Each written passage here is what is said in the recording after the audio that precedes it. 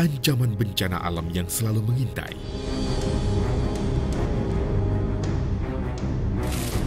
Masyarakat yang tinggal di atasnya perlu memahami di mana tempat mereka hidup. Karena bencana bisa terjadi kapan saja dan bisa merenggut banyak korban jiwa.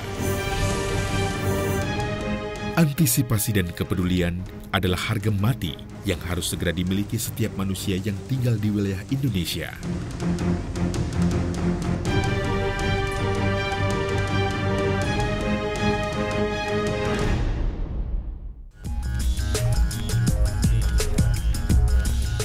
Karena itu, Harian Kompas dan Kompas TV membuat ekspedisi Cincin Api untuk membantu menyadarkan masyarakat kembali bahwa kita hidup di daerah bencana.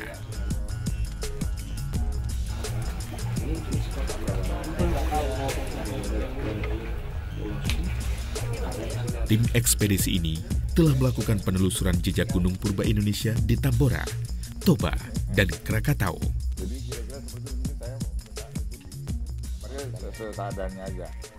Kompas menyadari bahwa kita ini dan bangsa Indonesia ini adalah hidup dalam sebuah lempeng yang sangat berbahaya.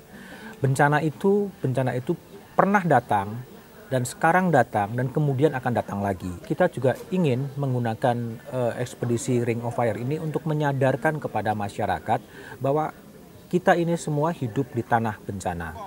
Kita harus sadar bagaimana hidup di tanah bencana. Let's say dalam Gunung Merapi, kita harus menyadarkan masyarakat bahwa bagaimana tinggal di Gunung Merapi. Tetapi pendekatannya bukan hanya pendekatan kekinian, tapi pendekatan historical yang sangat jauh. Kita melakukan sebuah riset yang sangat panjang untuk menggarap Tambora. Ya, itu kan kejadian 1815, sudah sangat jauh sekali. Dan kita melakukan riset yang ke belakang, kita mau mencari tahu apa yang terjadi ketika Tambora meletus pada April 1815. Apa dampaknya? Ternyata dari hasil penemuan kami memang sangat menarik. Penemuan sepeda itu juga terkait dengan letusan Tambora itu.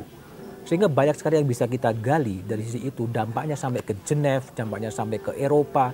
Sehingga semuanya menjadi musim dingin itu akan bisa digali nanti dalam sebuah ekspedisi kita.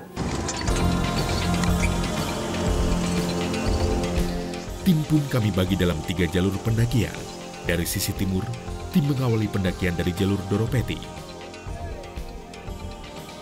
Di sini tim bisa mencapai puncak Tambora dengan kendaraan jeep sampai ketinggian 1.600 di atas permukaan laut. Jalur ini adalah jalur yang termasuk parah dari sisa letusan Tambora. Terlihat dari tumbuhan yang mendominasi di kiri kanan jalan dan masih terlihatnya sisa bebatuan hasil muntahan Tambora masa lalu.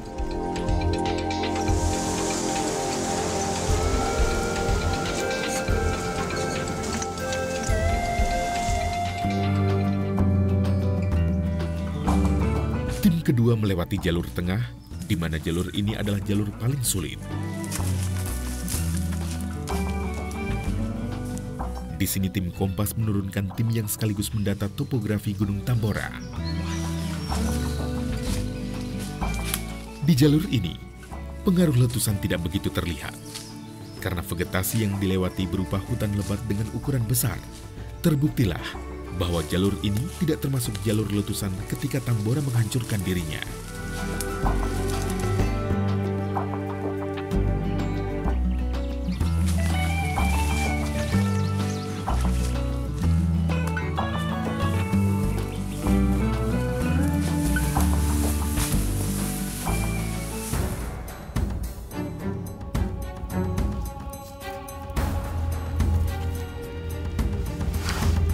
Untuk jalur ketiga adalah jalur Pancasila. Sebelum beranjak menyisir punggung bukit, tim terlebih dahulu mengikuti penggalian yang dilakukan tim arkeologi Arkenas Bali.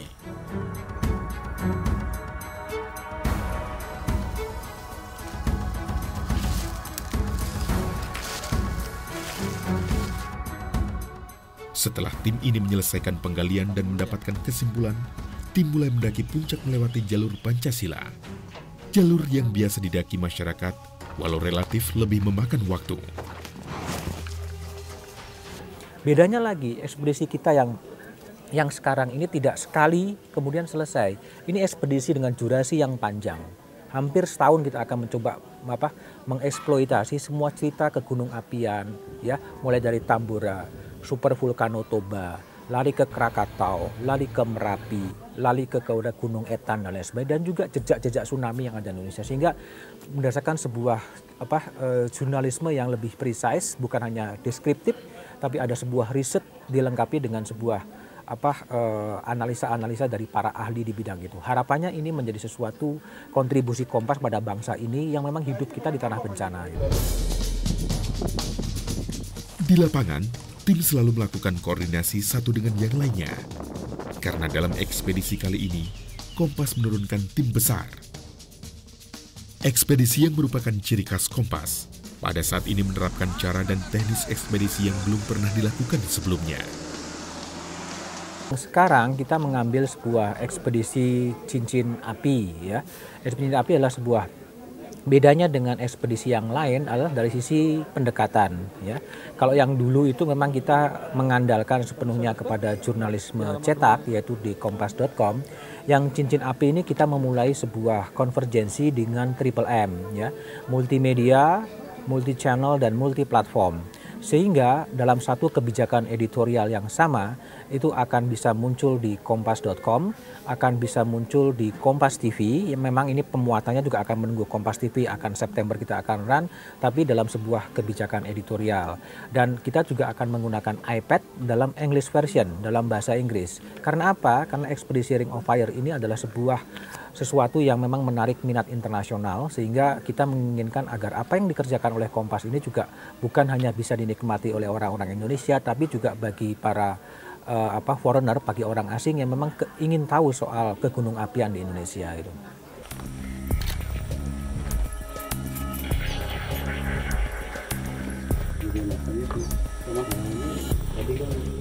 Dengan melibatkan tenaga ahli dan pakar berbagai disiplin ilmu, penguatan secara saintifik akan menjadi roh dalam ekspedisi kali ini. Tim Kompas melakukan kerjasama dengan sejumlah ahli, seperti geologi, vulkanologi, sejarah, planologi, maupun ahli di bidang gempa.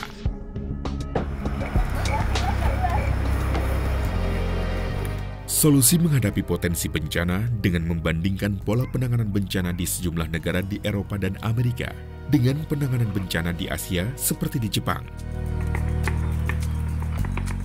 Apakah pola penanganan bencana dengan menjauhkan aktivitas penduduk dari daerah-daerah rawan bencana atau menghadapinya dengan mengembangkan teknologi? Tentunya, masing-masing pilihan ini memiliki konsekuensi.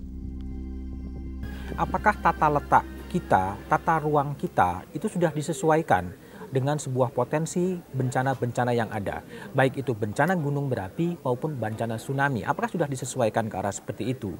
Lalu kemudian kita juga bukan hanya mengeksploitasi soal cerita duka di balik gunung api, kita juga melihat sisi positif dari gunung api.